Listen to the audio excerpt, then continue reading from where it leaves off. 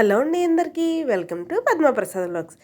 యమ్మీగా క్రంచీగా ఆలు 65 చేసుకున్నానండి. చూడండి, ఒక్కొక్కటి విడివిడిగా చూస్తుంటే పన్నీర్ 65లా ఉంది కదా, కానీ ఆలు 65 చాలా ఈజీగా ఎలా చేసుకోవాలో చూసేద్దామా. పెద్ద పెద్ద బంగాళదుంపలు ఇలాంటివి ఒక 4 తీసుకున్నానండి. ఇవి నాకు జనరల్గా ఎక్కువే, కానీ పిల్లలు బంగాళదుంపతో చేసేవి ఏవైనా ఇష్టంగా తింటారు కదా, నా పిల్లలే కాదు ఎవరైనా కూడా. సో అందుకోసం వాళ్ళకి కొంచెం ఎక్కువే చేశాను.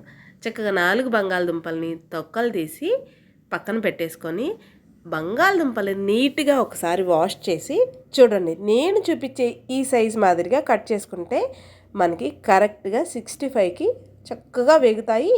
బాగా లోపల కూడా ఉడుకుతుంది, మనకి తినడానికి కూడా వీలుగా ఉంటుంది. మరీ చిన్నవైతే మాడిపోతాయి, మరీ పెద్దవైతే ఒక్కొక్కసారి లోపల ఉడకవండి.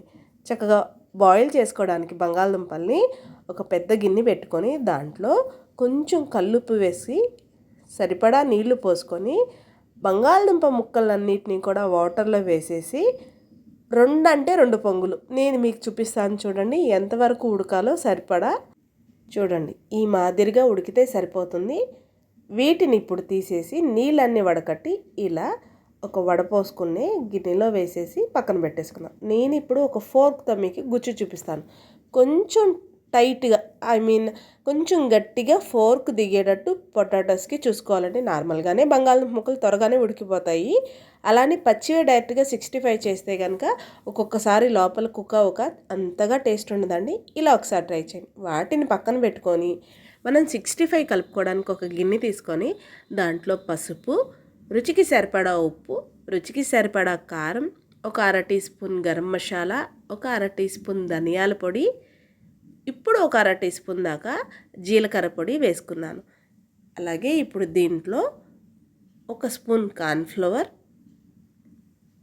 ఒక స్పూన్ వచ్చేసరికి బియ్యపిండి,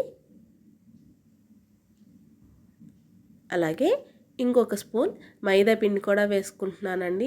మీకు 3 వైట్ స్పూన్సే వేసావు అని అనుకుంటారేమో, నేను 3 పిండులు వేసానండి.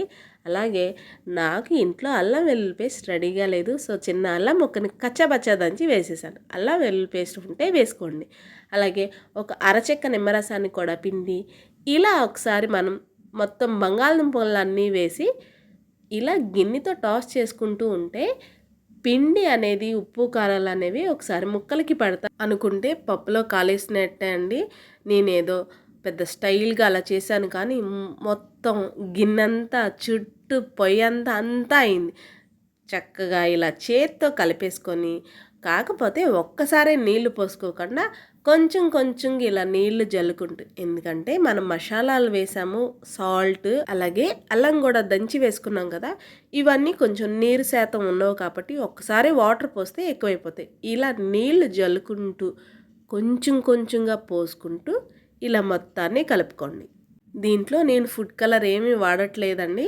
మీకు నచ్చితే కనుక ఫుడ్ కలర్ కూడా వేసుకోండి. నేను త్వరగా ఫుడ్ కలర్ వేయడానికి ఇష్టపడను. సో ఇలా మొత్తాన్ని కూడా కలిపేసేసి దీన్ని ఒక 2 అంటే 2 నిమిషాలు పక్కన పెట్టుకుందాం. ఏం లేదండి, ఆయిల్ వేడి చేసుకునేదాకా మాత్రమే పక్కన పెట్టుకుంటే సరిపోతుంది. ఏమి నానబెట్టుకోవసరం లేదు, మసాలాలు కలిపాం కదా అని. చూడండి ముక్క ఎంత బాగుందో, ఇలా చూస్తేనే తినేయాలనిపిస్తుంది కదా. నార్మల్గా బాయిల్ చేసి ఉన్నాయి కాబట్టి ఉప్పు కారాలు పట్టి ఉన్నాయి ముక్కలకి, ఇలా కూడా తినచ్చు, ఏం కాదు.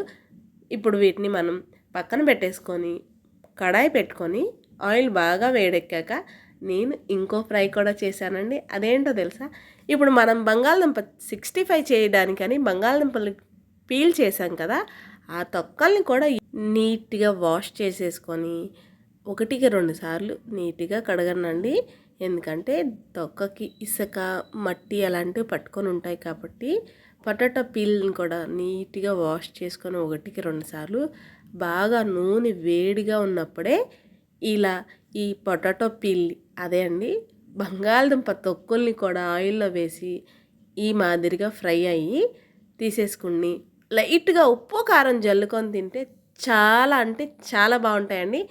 ఇలా చేయడం మా వారు ఏదో వీడియోలో చూశారంట, నాతో చెప్పారు.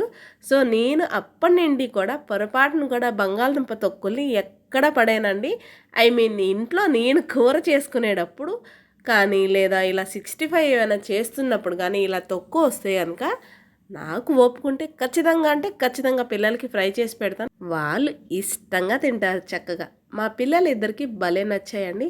చూడండి, చిటికెడు అంటే చిటికెడు ఉప్పు, చిటికెడు అంటే చిటికెడు కారం కూడా వేసుకొని కలుపుకొని తింటే నిజంగా అండి చాలా అంటే చాలా బాగున్నాయి. పైగా ఇవి చాలా హెల్దీ అంట అండి. మనకు అసలు తెలియదు కదా ఈ విషయం. మేబీ ఇప్పుడు అందరికీ ఒక్కొక్కరికి తెలుస్తూ ఉండొచ్చు. అంతకుముందు ఓకే పడేసేవాళ్ళం కదా. మా వారు ఎక్కడ చూసారో తెలియదు కానీ ఆ వీడియో నాతో షేర్ చేశారు. నేను ఇలా చేసి ఒకసారి ఫస్ట్ నేను మా వారికి పెట్టానండి. ఆయన తిని బాగున్నాయన్నాక అప్పుడు మేము కూడా తిన్నాము, మొదలుపెట్టాం. నిజంగా అంటే చాలా బాగున్నాయి. ఇప్పుడు అవి పక్కన పెట్టేసేసి మధ్య మధ్యలో మనం వాటిని తింటూ చక్కగా మనం మసాలా కలుపుకున్న బంగాళదుంప ముక్కలు ఉన్నాయి కదా, 65 చేసేసుకుందామా. నీట్గా ఆయిల్ అంతా కూడా ఒకసారి వడపోసేసుకునేటట్టు. ఎక్కడైనా మనం తక్కువ వేయించాం కాబట్టి అవి నలకలాగా లేదంటే చిన్ని చిన్ని ముక్కలు ఉంటే వాటిని తీసేసుకుందాము. లేకపోతే ఇవి వేయించేటప్పుడు అవి ఇంకా వేగి కొంచెం మాడిపోయినట్టు లేదా టేస్ట్ చేంజ్ అవుతుంది. ఆయిల్ బాగా కాక మీద ఉన్నప్పుడు ఇలా ఒక 2 వాయిల్ కింద వేసుకోవాలి. ఒక్కసారే వేసేస్తే ముద్దలాగా అయిపోతుందండి. చూడండి, ఆయిల్ బాగా కాక మీద ఉన్నప్పుడు వేసాం కదా. చక్కగా ఇప్పుడు లో టు మీడియం ఫ్లేమ్లో పెట్టుకొని దోరగా గోల్డెన్ కలర్ వచ్చేదాకా వేయించుకుందాం. నిజంగా అండి, ఈ ఆలు 65 చేసుకొని కమ్మటి సాంబారో లేదా కమ్మటి టమాటా పప్పు చేసుకొని తిన్నాం. ఆహా, రెండిటి కాంబినేషన్ అదర్స్ అండి. మీలో ఎంతమందికి ఆ రెండిటి కాంబినేషన్ అంటే ఇష్టం చెప్పండి. నాకు భలే ఇష్టం అసలు. చూడండి, చక్కగా గోల్డెన్ కలర్ వచ్చి బాగా వేగాయి కదా. నిదానంగా ఇలా నూనె అంతా వడకట్టేసుకొని నేను ప్లేట్లో వేసేసుకుంటున్నాను. మీకు ఇంకా ఎక్సెస్ ఆయిల్ ఏమైనా ఉంటుంది అని అనిపిస్తే టిష్యూ పేపర్లోనో లేకపోతే చిల్లులు గిన్నెలోనో అలా వేసుకోండి. నేను నార్మల్గా అసలు ఏవి ఆయిల్ డీప్ ఫ్రై చేసినా కూడా డైరెక్ట్గా తీసేస్తానండి. సో వీటిని కూడా తీస్తాను. చూడండి, ఎమ్మీగా మన బంగాళదుంప 65 అయితే సూపర్ అంటే సూపర్గా వచ్చేసాయి కదండి. క్రంచీగా నచ్చిందండి మీకు ఈ వీడియో అయితే లైక్ చేయండి, మన ఛానల్ని ఫాలో చేసేయండి. నేను మరిన్ని కొత్త వీడియోస్తో మేము ముందుకు వస్తాను. అలా వెళ్తూ మన ఛానల్ని ఇంకెవరైనా సబ్స్క్రైబ్ చేసుకోకపోతే ప్లీజ్ సబ్స్క్రైబ్.